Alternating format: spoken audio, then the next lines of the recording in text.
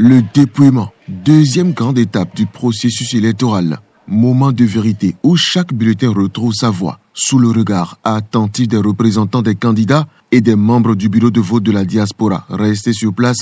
L'exercice se déroule avec une rigueur presque cérémonielle. Les bulletins sont dépliés un à un, pose de vote après pose de vote, révélant les choix des Béninois de la diaspora installés en Europe pour les 7 prochaines années.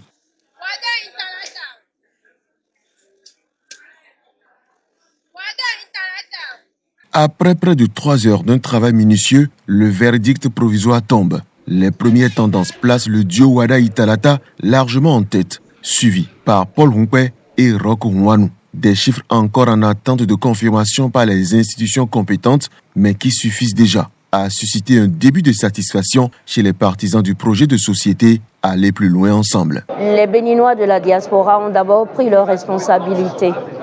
C'est un vote responsable.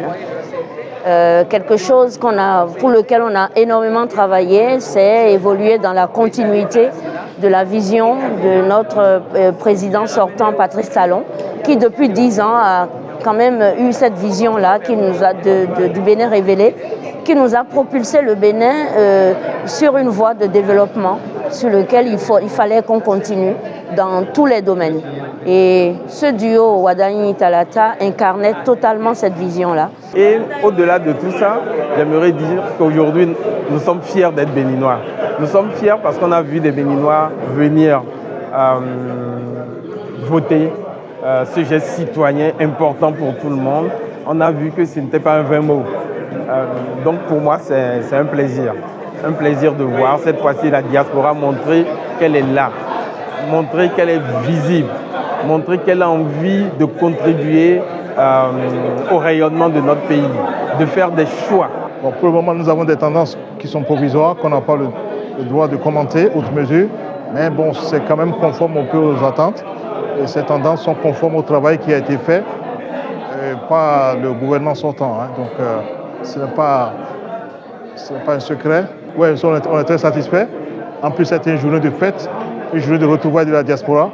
Et nous, de la CNDDB, qui œuvrons pour le rassemblement de la diaspora, on était très contents qu'il y ait une telle affluence, une telle ambiance. Du côté des forces Corée, pour un Bénin émergent, le ton est différent. Aziz Adjakwe, le représentant des structures diaspora du parti, voit dépasser la logique de victoire ou de défaite. On ne démérite pas parce qu'on sait très bien que le match n'est pas fini. C'est juste Paris. Donc on attend le résultat final pour pouvoir dire et sourire peut-être. Voilà. En tout cas, vous restez quand même serein et déterminé. On est très serein, on est déterminé. Notre candidat aussi, il est serein, il est déterminé. En ce moment, il est assis à la maison, voilà.